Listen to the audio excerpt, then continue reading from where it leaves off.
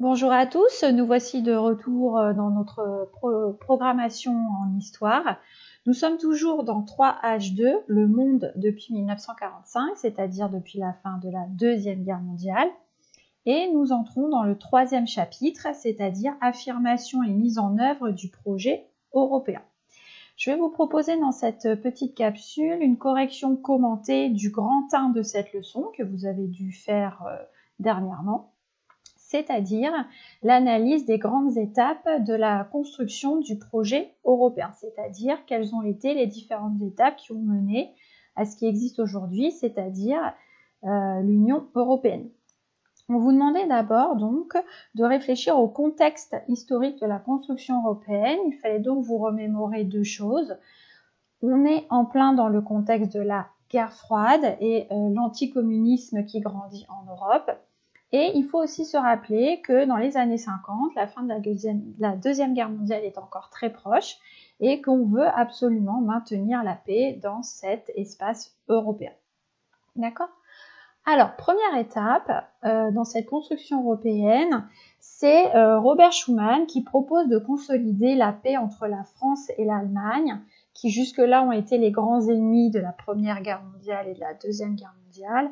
Donc, il propose de mettre en commun leur production de charbon et d'acier, et donc ainsi créer des intérêts communs entre les deux pays, afin d'éviter qu'à nouveau ils s'affrontent. L'idée, c'est que si on met en commun leurs richesses, ces deux pays-là n'auront plus de rivalité, au contraire, seront dans la coopération. Ceci va donner naissance, vous pouvez le noter évidemment dans votre cours, pour ceux qui ont fait le travail, donc ils peuvent corriger, ceux qui ne l'ont pas fait, ils peuvent prendre des notes évidemment. Donc cela donne naissance à la CECA en 1951, ce qui signifie Communauté européenne du charbon et de l'acier. Nous verrons tout à l'heure dans le petit schéma quels sont les pays qui ont contribué à cette première étape.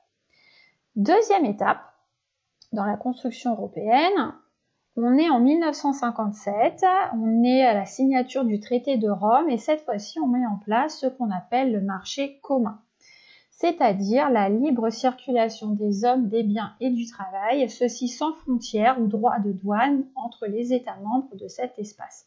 L'idée, c'est qu'on fasse petit à petit tomber les frontières, les barrières qui empêchent la libre circulation des hommes. Il faut s'imaginer qu'à l'époque, il fallait quasiment un passeport pour traverser chaque frontière des pays de l'Europe, de la France à l'Espagne ou de l'Allemagne à la Pologne, etc.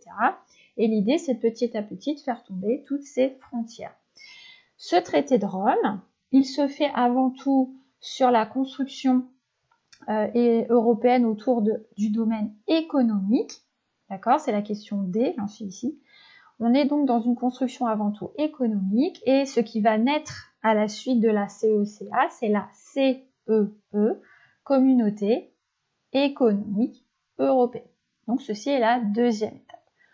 Troisième étape, on va mettre en place en 1992 par le traité de Maastricht, cette fois-ci quelque chose que vous connaissez puisque c'est ce qui existe encore aujourd'hui, c'est l'UE, autrement dit l'Union européenne.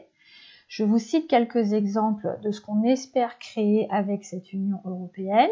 Donc le fameux espace sans frontières intérieures qu'on va appeler l'espace Schengen par exemple. On va aussi essayer d'avoir une politique de défense commune. On aurait souhaité, mais ce qui a été encore difficile jusque-là à instaurer, on aurait souhaité une armée commune, par exemple, une armée européenne. Et également, on va créer une citoyenneté européenne et tous les pays de l'Union européenne s'engagent à protéger de la même manière tous les citoyens membres de l'Union européenne.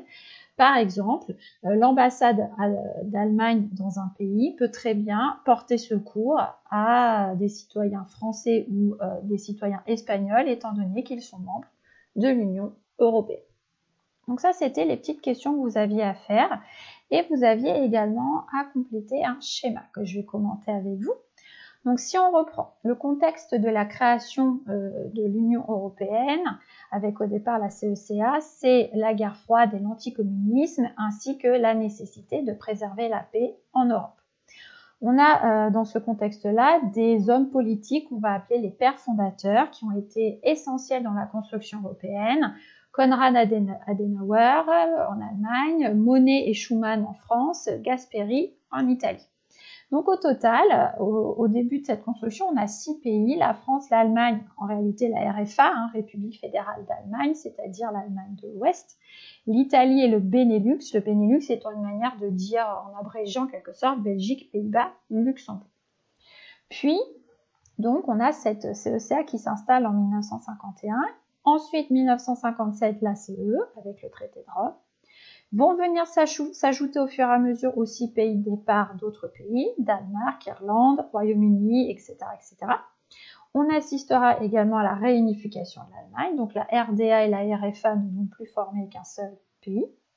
Et enfin, troisième étape, comme je vous ai expliqué, l'Union européenne au traité de Maastricht. Les nouveaux États membres depuis 1992, je vous les ai notés ici. Donc pendant un certain temps, donc jusqu'à très récemment, au total, on a été 28 États membres de l'Union européenne. Mais aujourd'hui, à l'heure actuelle, à cause du Brexit, nous avons perdu le Royaume-Uni. Donc il n'y a plus que 27 pays membres de l'Union européenne. J'espère que cette petite correction vous a éclairé et je vous souhaite bon courage pour la suite de votre travail.